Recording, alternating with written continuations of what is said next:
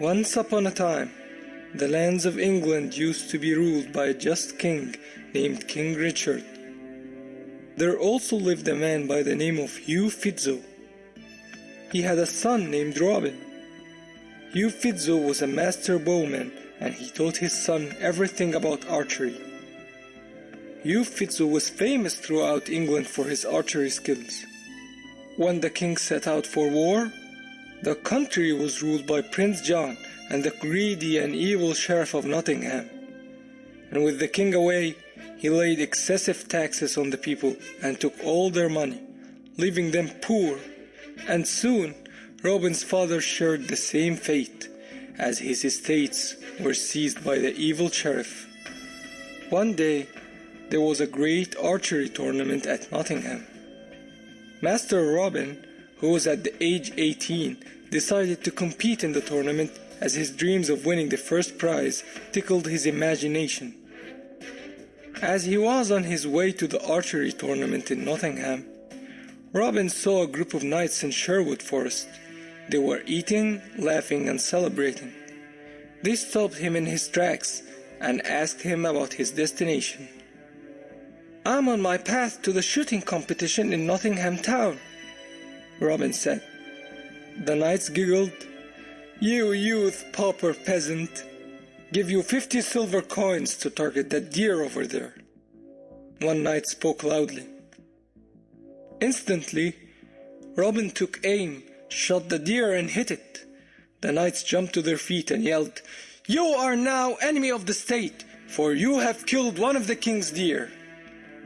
King Richard's brother, John, had declared ownership over all the forests, and anyone who hunted there without his direct permission would face severe punishment. As Robin heard this, he ran away in deep fright and managed to lose the knights as he went through the forest. Finally, he stopped running and sat down to think of the huge trouble he got into. "Now, I have become an outlaw, and soon I'll be wanted for my deed." For the king's brother John ruled England with cruelty and injustice, while King Richard was away for war. Robin was about to leave in soreness, but then he heard the noise of two men arguing. He raised his bow and arrow and took aim. The two men stopped arguing and then looked at him in the eye. "Who are you? What are you doing here?" One of the two men said. "I'm Robin of Locksley." "You two look miserable. Who are you?" Robin asked. "My name is Midge, and this is Will Scarlet, my partner," said Midge. "You are in our territory. Hand your bow and arrows and leave soon." While Midge was speaking, Robin shot his cap, told them to surrender, and tied them tightly to a tree upside down. "What are you doing here?" Robin asked. "We are outlaws and the king's soldiers are after us," Midge replied. "We were peasants. We didn't have enough money to give to the nobles. They took our lands and forced us into labor. So, we ran away to live in the forest." While Midge was telling his story, Robin heard something heavily breathing behind him. As he looked back, a giant man held him from his neck and raised his body from the ground up with just one hand. His name was Little John. He was Midge and Will Scarlet's friend. "Do you feel good now, little rat?" John said. "I'm not a rat. I'm Robin, an enemy of all that is unjust and unfair." When Little John heard that, he put Robin down for him to tell his own story. When they realized they had something in common, they became friends. "Let's fight against injustice. Let's fight for the paupers," said Robin. Far in the darkest parts of Sherwood Forest, they built a rough cottage in Sherwood. It was the place where Robin and his men lived in. The Robin of Locksley became known as Robin Hood, He was infamous for being a thief. However, he was different from other types of thieves. He only liked to rob the best sort of people: nobles, knights, barons, and leading figures of the church, and give to paupers, widows, and orphans.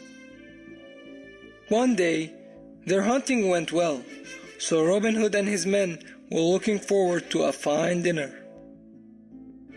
"I will not eat until I have a worthy guest at my table. Little John, go and find me a fitting guest, and invite him to dine with us," said Robin. Little John was Robin's most trusted friend. He feared nothing. He agreed to go and find a guest. He took his two best men, Will Scarlet and Midge. They went up to the highway and waited for a suitable guest. While they were waiting, a knight came riding down the road. He was lost in thought, and his face had a look filled with great sadness.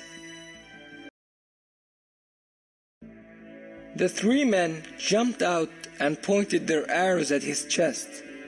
They immediately led the captured knight to their cottage, where Robin was waiting for them.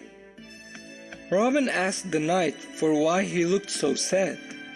Then the sad knight told his story. "I had a son who was a fine, strong young man. He liked to joust. In a contest, he and the son of a baron had a heated argument, and my son was hot-tempered, so they fought, and my son accidentally killed the son of the baron. The baron demanded 400 pounds as blood money, and if they were not paid, my son would be put on trial and executed for murder. I did not have nearly enough money, so I borrowed it from a wealthy churchman, the abbot of the monastery of St. Mary. The abbot gave me a loan, and he forced me to repay it within 3 months. And if I failed to pay back by that time, I must give the abbot all my lands instead. The time of the loan is almost up, and I went to the abbot to plead him to give me more time to pay. But the abbot shows no mercy. He told me that by tomorrow evening all my lands will be his," said the knight. "What a pity," said Robin.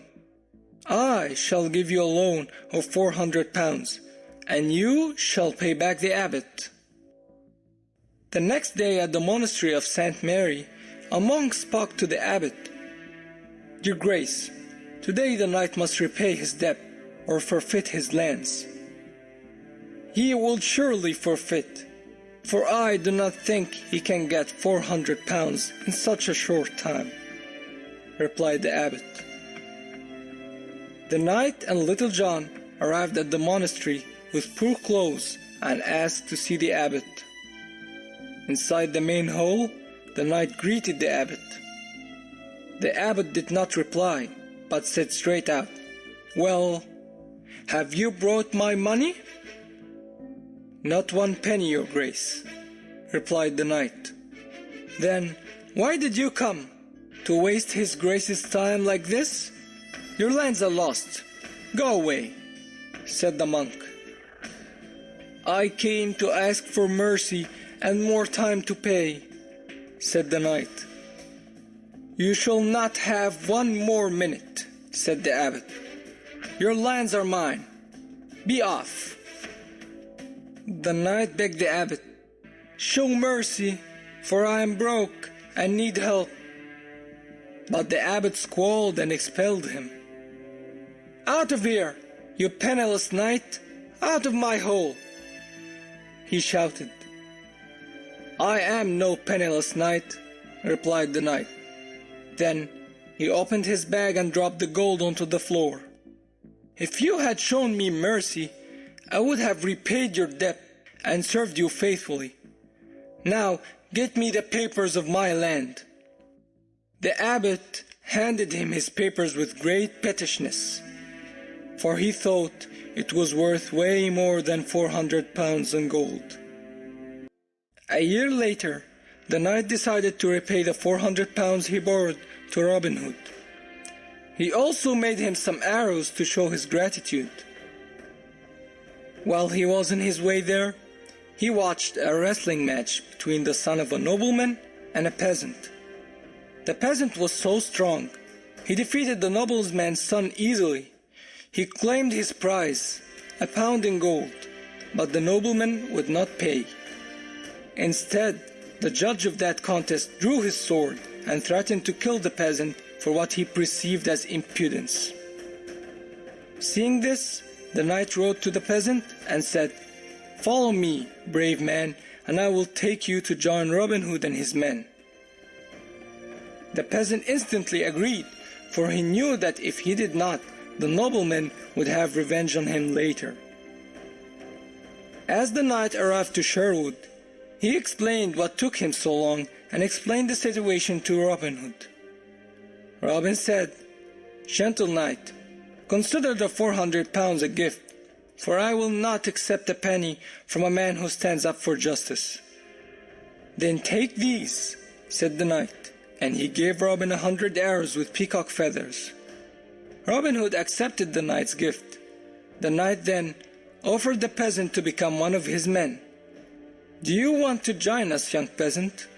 Robin asked. "I wish I would, sir," the young peasant replied. "Then share us our dining," Robin said smilingly. That evening, the gentle knight and the young peasant were guests at Robin's table in Sherwood, and they ate until they could not eat any more. Years passed, and Robin and his men became very famous. Poor people loved him because he was their hero, but greedy nobles hated and were scared from him. The greedy nobles asked the sheriff of Nottingham to arrest Robin Hood. The sheriff tried to catch him many times, but he never succeeded. One day, Robin heard about a shooting competition in the marketplace. Robin asked Little John to go to the city of Nottingham to find out more about that competition. Little John went to Nottingham and got all the news he found about the competition and informed it to Robin Hood. On the day of the competition, Robin disguised as a butcher and went to the marketplace. The sheriff never saw Robin before, and Robin's disguise was perfect. Nobody could ever recognize him. Robin won the first prize easily. Robin then immediately offered the sheriff the first prize. The sheriff was happy. In fact, he was so happy that he invited him to his table for dinner. Robin went to the sheriff's table amongst many nobles. He ate to his heart's content. Robin invited him for dinner at the woods and offered that Little John would guide him there. The sheriff accepted Robin's invitation. The next day, Little John was sent to the sheriff's castle to bring him to Sherwood Forest. Little John led the sheriff deep into the forest, and suddenly Little John stopped and held onto the sheriff's horse reins. The sheriff was shocked and frightened. Little John laughed out loud as Robin and his men have shown up. "Don't worry, Sheriff. You invited me to your table, and I invite you to mine in return," Robin said. Little John then blindfolded the sheriff to lead his horse to Robin's secret home. When they reached there, the sheriff saw several men cooking meat over large fires. "Sit down, Sheriff. I will not harm you," Robin said. "Do you like music?" Robin signaled to his men to start playing some music while they were dining. After they ate, Robin asked the sheriff to pay for the dinner. "What do you mean?" the sheriff said. "I mean you have to pay me 200 gold coins for your dinner," Robin said. Although the sheriff didn't want to pay, he was afraid of Robin and his men. He gave Robin a purse of gold coins. Then Little John blindfolded the sheriff again and led him out of the forest. Feeling humiliated, the sheriff swore that he himself would be the one to bring this Robin Hood to court and hang him. As news spread that Robin Hood has arrested the sheriff and took his money, more men gathered around him. Now, Robin had more men, and he had more power than he ever did before. All his men were unified under one banner, to fight against tyranny and injustice. The sheriff had a plan for Robin Hood. It was to hold another shooting competition. The prize was irresistible, as it was an arrow made of pure gold. He sent his messengers everywhere to make sure everyone knew about the contest. To give the outlaw a chance to participate in the contest, he ordered that the archery contest would be held on a field outside the city walls. When Robin heard the news, he thought it would be real fine if he could claim the prize from the hand of the sheriff himself. He got really excited, for all the people of Nottingham would see how their sheriff was so powerless to arrest the country's most notorious outlaw. Robin asked his followers to come to an urgent meeting. He spoke to them. "Men, in a week's time we shall go to Nottingham and take part in the sheriff's shooting match, for I need to bring the golden arrow to Sherwood." Robin's men were far from overjoyed to hear that, for in their hearts they thought it was a dangerous adventure. "Have no fear," said Robin, "for the contest will be outside the city walls, and I have a plan for it." On that day, Robin and his men gathered on the field of the contest. Some of them were in the crowd, others were watching Robin. Robin and his men disguised once more. Robin wore a hood over his head to disguise himself. Robin's plan was that he and the 5 best archers and his men would take part in the match. The others were to crowd around them, so that Robin would not be recognized. Little John, Muck the Miller's son, and Will Scarlet each stepped forward in turn to aim their longbows. Their aims were really good. Then it was the turn of Robin. The sheriff was watching.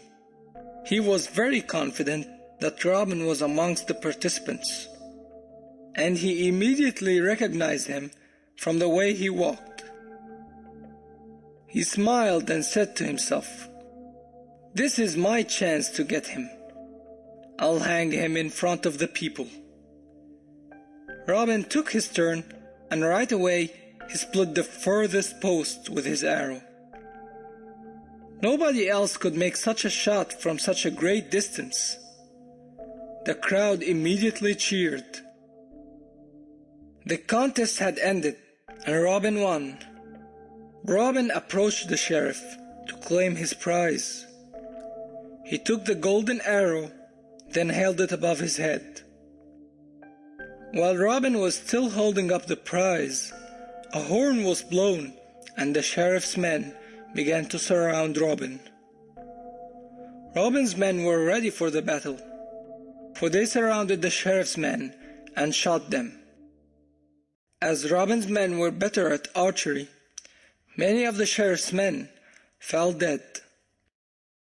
The crowd, who cared not to join in the fight, were running here and there, and most of them headed to the city gates to protect themselves from the flying arrows.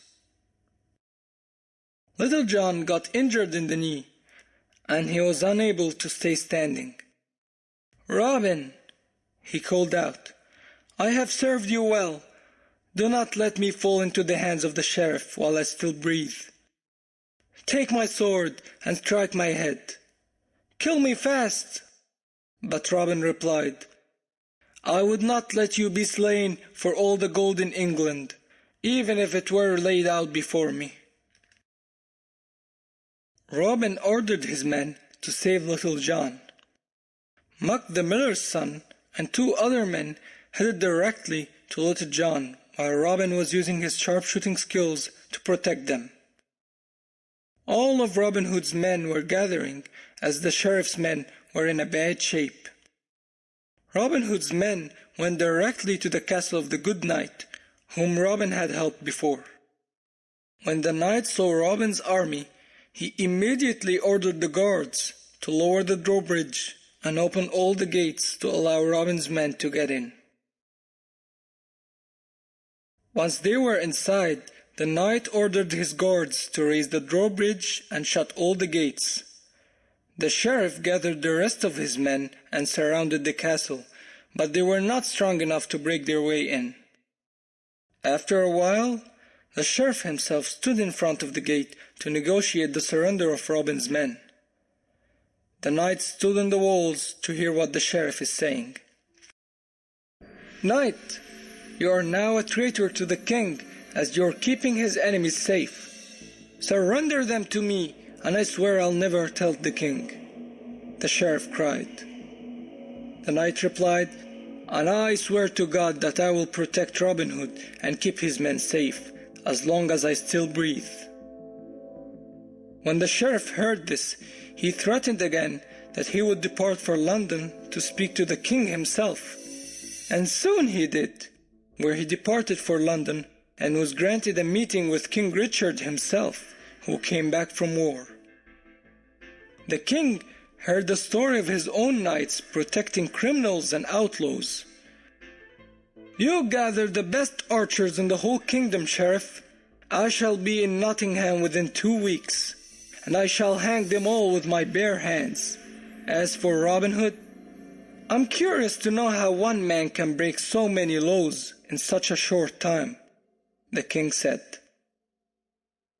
With the sheriff gone, it was safe for Robin Hood and his men to leave the castle and return back to Sherwood. 2 days later, while the knight and one of his guards went to hunt along the river, the sheriff waited for them. When the knight was alone, the archers surrounded him at the riverside, denying him any chance of escape. The sheriff bounded his hands and feet and took him back to Nottingham as a prisoner. The knight's guard was watching all the time. When he saw his lord bounded, he rode out fast to Sherwood to ask Robin Hood for help. When Robin heard the news, he chose 20 of his best men, and he rode straight forward into Nottingham. Robin then saw the knight standing on a wooden platform, waiting to be hung. He decided that he would not leave his friend to such a fate. He also saw the sheriff and his bodyguards surrounding the wooden platform to attend the execution. They were all cheering up. In less than a second, Robin shot an arrow at the rope to free his friend. The second arrow was directly fired at the sheriff himself, striking him dead. At once, his men attacked the guards with swords and arrows. They rushed onto the wooden platform to untie the good knight. "My good friend," called out Robin, "come with me to Sherwood, where you are more than welcome there." The knight was happy to get his freedom. The news reached the king in London. He decided not to waste any more time in coming to Nottingham to restore order. When the king reached the city, he called all his chancellors to a quick meeting. "This is my offer to you," said the king. "Whosoever shall bring me the head of the knight, or indicate where Robin and his men are, shall receive any unowed property or land he would wish for." All attendants showed their approval, except one wise old man dared to speak an opposing view. "My lord, no one in this country may enjoy delivering Robin Hood to your men, as he is loved from the paupers because of his many charitable deeds. Also, no one can enjoy their lands or property while Robin Hood's men ride free with their bows in their hands." All attendants agreed that the wise old man spoke nothing but the truth. "So, does anyone have a plan?" asked King Richard. They all murmured and whispered, but no one could think of one. Then King Richard stood up and spoke loudly. "I have a plan for him. All of you, dismissed!" In the evening, King Richard sent for the army chief. "Get me 5 of your best knights to ride with me to the abbey." A day after, the king and his men put on monks' clothes and made their way through Sherwood. Robin and his men wouldn't stop a group of traveling monks or fire their arrows against them. They were all armored under their clothes.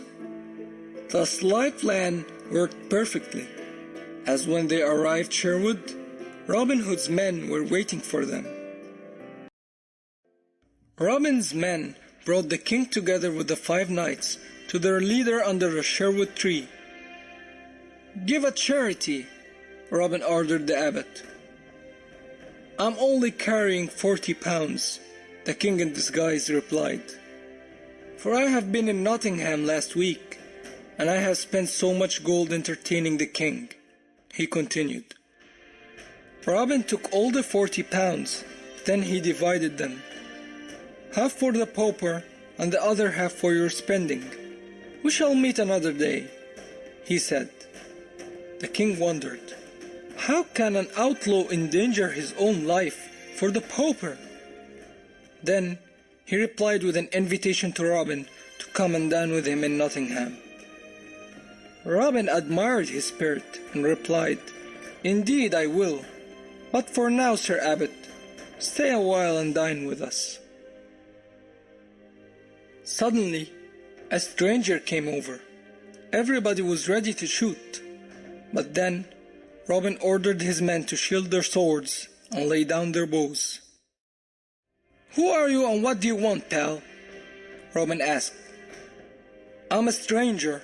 I'm lost, hungry and penniless," the stranger replied.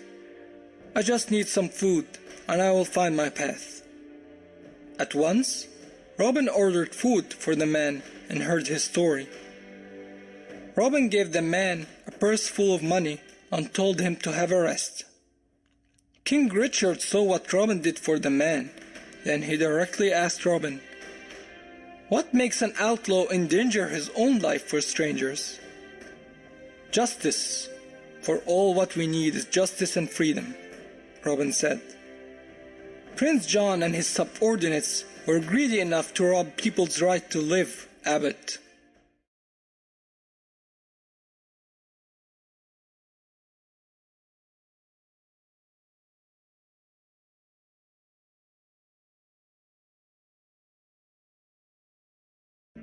Suddenly, the air in the place felt different as Robin commanded his men to draw their bows and stand up against him.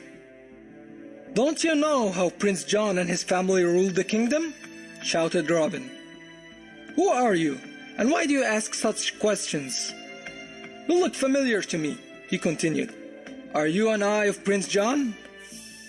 The king thought that this was the end of him and his men. King Richard thought that it would be the best time to reveal himself to Robin and his men, but his courageousness did not falter. "No, I'm not.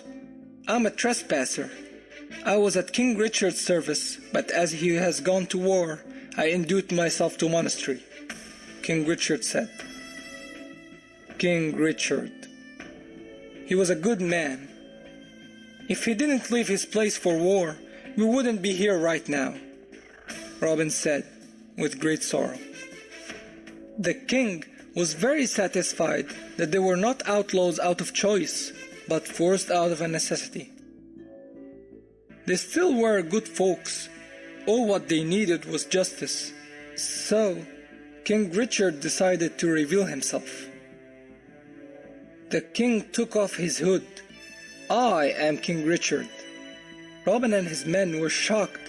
At once, they jumped to their feet. "At your service, your majesty," Robin said. "After today, you are no outlaws. You are good and honest people. you will all be issued a royal pardon. Go live your lives in peace. Go back home. All your possessions will be returned. King Richard said. Long live King Richard! Long live the king! Robin and his men cried. Robin, through his great fame as an archer, became the favorite to the king. He speedily rose in rank to be the chief of all the yeomen. At last the king, seeing how faithful and loyal he was, made him Earl of Huntingdon. Robin followed the king to the wars, but he always found times to help the paupers. Prince John was deported away from England. Robin Hood became a legend to those oppressed paupers, as he dedicated his life to their causes.